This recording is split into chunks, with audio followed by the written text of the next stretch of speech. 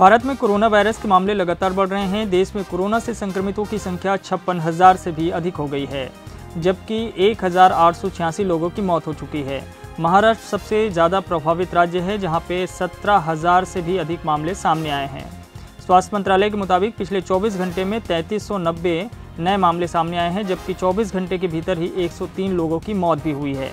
वहीं 12,000 से अधिक लोग ठीक भी हो चुके हैं, जबकि पूरी दुनिया की अगर बात करें तो 38.5 लाख मामले अब तक सामने आ चुके हैं और 2,70,000 से भी अधिक लोगों की मौत हो चुकी है। छत्तीसगढ़ राज्य में कोरोना वायरस के कुल 22,951 संभावित व्यक्तियों की पहचान की गई है और उनका सैंपल लिया गया है। इनमें से 21,854 लोगों की रिपोर्ट निगेटिव आई है। वहीं 1,038 लोगों की रिपोर्ट आनी बाकी है। फिलहाल 354 लोगों की सैंपल स्क्रीनिंग की गई है।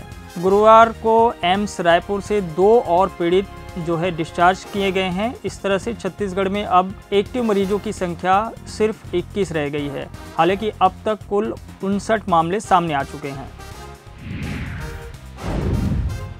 दैनिक जागरण के वरिष्ठ पत्रकार पंकज कुलश्रेष्ठ का कोरोना से निधन हो गया है। वे आगरा के एसएन मेडिकल कॉलेज के आइसोलेशन वार्ड में भर्ती थे, जहां उन्होंने आखिरी सांस ली। स्वास्थ्य विभाग के मुताबिक पंकज की हालत बहुत ज़्यादा खराब थी। बुधवार को उन्हें वेंटिलेटर पर रखा गया था, लेकिन उन्हें बचाया नहीं जा सका। एसएन मेडिकल कॉलेज के चिकित्सकों ने पंकज कुलश्रेष्ठ की मृत्यु का कारण सांस में बीमारी होना बताया गया है। हालांकि कोरोना होने की वजह से यह तकलीफ और ज़्यादा बढ़ गई थी। वे 52 साल के थे। पंकज कुलश्रेष्ठ ने दैनिक जागरण के मथुरा के साथ ही आगरा में भी अपनी जिम्मेदारी निभाई है। वो आगरा में डिप्टी न्यूज़ एडिटर के पद पर कार्यरत थे। दिल्ली में कोरोना का संक्रमण बहुत तेज़ी से बढ़ रहा है। अब जो मामला सामने आया है उसमें 102 एम्बुलेंस के कर्मचारी संक्रमित मिले हैं। 45 कर्मचारी कोरोना पॉजिटिव मिले हैं। 80 कर्मचारियों का टेस्ट हुआ था। फिलहाल इस मामले में लापरवाही को वजह बताया जा रहा है। कैट्स एम्बुलेंस के कर्मचारी मरीजों को अस्पताल पहुंचाने का काम करते थे। कैट्स परिवार के ही कुछ और लोग भी चपेट में आए हैं, जिनमें कुछ अधिकारी वर्ग के लोग भी शामिल हैं। इसके साथ ही दिल्ली में अब तक 100 पुलिसकर्मी भी कोरोना की चपेट में आ चुके हैं। हालांकि इनमें से 20 पुलिसकर्मी ठीक होकर वापस ड्यूटी भी कर रहे हैं। लेकिन जिस तरह से संक्रमण का मामला बढ़ रहा है, उससे दिल्ली सरकार भी अब बहुत ज़्यादा चिंतित हो गई है।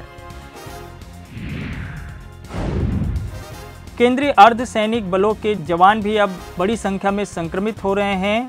जो मामला सामने आया है उसके मुताबिक अब तक 481 जवान संक्रमित मिले हैं। इसमें कुछ अधिकारी वर्ग के भी लोग शामिल हैं। बीएसएफ में सबसे ज़्यादा कोरोना पॉजिटिव मामले सामने आया है। यहाँ पे 195 जवान संक्रमित पाए गए हैं, जबकि सीआरपीएफ में 159 संक्रमित मिले हैं। इसी तरह से इंडो तिब्बत बॉर्डर पुलिस यानी आईटीबीपी के एक हेड कांस्टेबल की मौत हो चुकी है और वहाँ पे 82 कोरोना संक्रमित मिल चुके हैं। इसी तरह से सीआईएसएफ के जवानों में भी संक्रमण का मामला सामने आया है। यहाँ पे 32 जवान संक्रमित मिले हैं। वहीं मुंबई एयरपोर्ट में कार्यरत एक सीआईएसएफ जवान की बीते दिनों मौत भी हुई है। एसएसबी के भी जवान कोरोना संक्रमित मिले हैं और अब तक वहाँ पे 13 पॉजिटिव मामले सामने आ चुके हैं। अर्धसैनिक बलों में जिस तेज़ी से कोरोना का संक्रमण फैला है, उससे चिंता बहुत ज़्यादा बढ़ गई है। अमेरिका में कोरोना वायरस का कहर लगातार बढ़ रहा है। न्यू जर्सी में काम करने वाले भारतीय मूल के डॉक्टर पिता और बेटी की मौत हो गई है। वे दोनों कोरोना से जंग हार गए। शुक्रवार को दोनों की मौत हुई। राज्य के गवर्नर फिल मर्फी ने इसका ऐलान किया और उन्होंने इसे एक बड़ी क्षति बताया है। भारतीय मूल के सत्येन खन्ना न्यू जर्सी में डॉक्टर थे, कई डिपार्टमेंट के हेड थे। उनकी बेटी प्रिया खन्ना भी एक अस्पताल में बड़े पद पर कार्यरत थी। दोनों ही कोरोना के खिलाफ जंग लड़ रहे थे और कोरोना के खिलाफ मोर्चे पर डटे हुए थे।